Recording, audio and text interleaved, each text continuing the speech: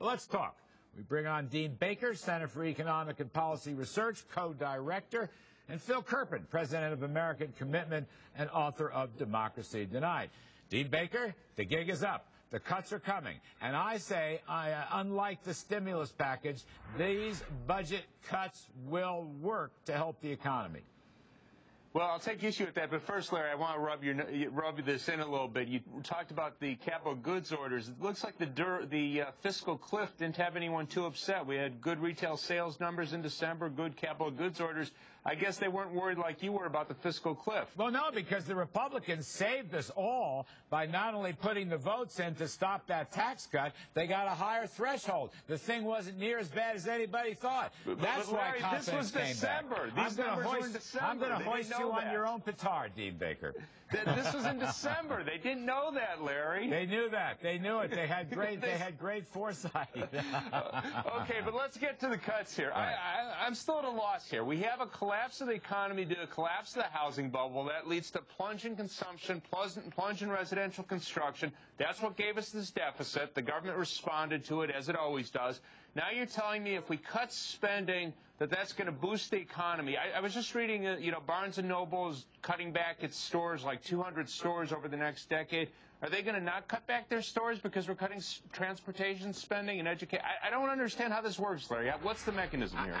I don't think A leads to B, but I want Phil Kerpen to set you straight. Go ahead, Phil. Okay.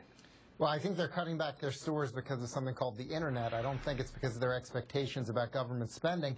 The reality is that every dollar the government spends has to come out of the private economy. In this case, because we're in a large deficit position, it comes out through borrowing.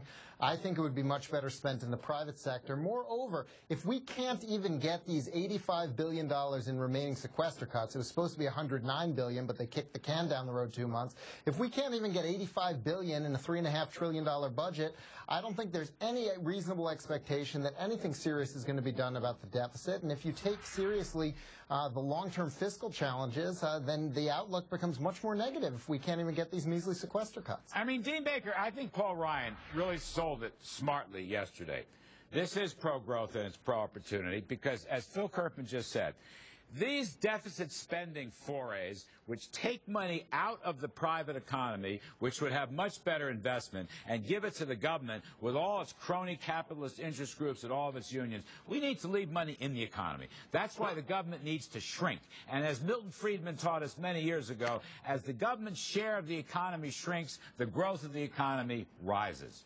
Well, Larry, I've read my Milton Friedman, and the story he would be telling would be that we'd be crowding out private investment through high interest rates. We have 10-year treasuries at 2%. Is that high? Are there people not undertaking investment because the interest rates are too high? That's a little hard story to tell. The point is we have a down economy. We have a flat economy. We aren't pulling anything away from the private sector.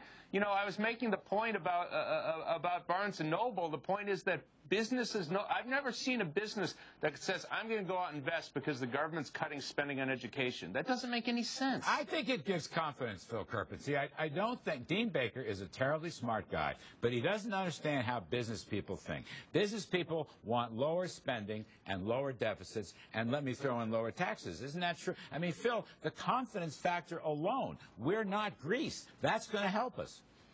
Yeah, look, we've still got a tremendous amount of capital on the sidelines. We've essentially got a capital strategy. Business profits have been very high, but they're not being reinvested. And that's because of all of the uncertainty about this enormous federal government that we've got and whether we're going to get it under control or it's going to continue to have an ever-increasing footprint that's going to crowd out the private economy. You've got long-term expectations that are playing into this. And I really think, Larry, that if they cancel even this small cut, even this $85 billion, they say we can't possibly live with that, nobody will expect them to ever pass anything that reduces the size of government as a percent of the economy. And as you pointed out correctly, that's the real cost of government for the private economy. That's it. That's the deal. Dean Baker, if you shrink, let's say you go from 25% to 20%, government spending as a share of GDP, I'm here to tell you the economy will accelerate. Countries that spend more, the economy disagrees with you. Countries that, no, the economy disagrees with you. Your if you big look at the spending components package of never demand, worked, Dean. The big stimulus package didn't work. No, they actually did work, Larry. You look at the data, you look at any number of studies. This is the worst recovery in history since 1947. If you look at investment as a share of GDP, we're about at our long-term average. As much as you don't like President Obama and you think high government spending is crowded out, no, the data don't show that, Larry. We're right about at the long-term average, and that's pretty good considering how many businesses have huge amounts of excess capacity due to this downturn. So the numbers just aren't with you, Larry. I think they are. I think if you look at long-term budgets, we're going back to 24, 25%. But here's my point. All that stimulus spending, all it did was take money out of the private sector and have huge deficits and create new debt. It didn't grow the economy. 2% growth. That's all we've had. This is the worst in modern times since 1947. We actually had about 3 or 4 if you go back to 2010. I beg your most pardon. amazing On a year-over-year basis, it was 2% growth. Take a look at the calendar year averages, 2010, 2011, and 2012.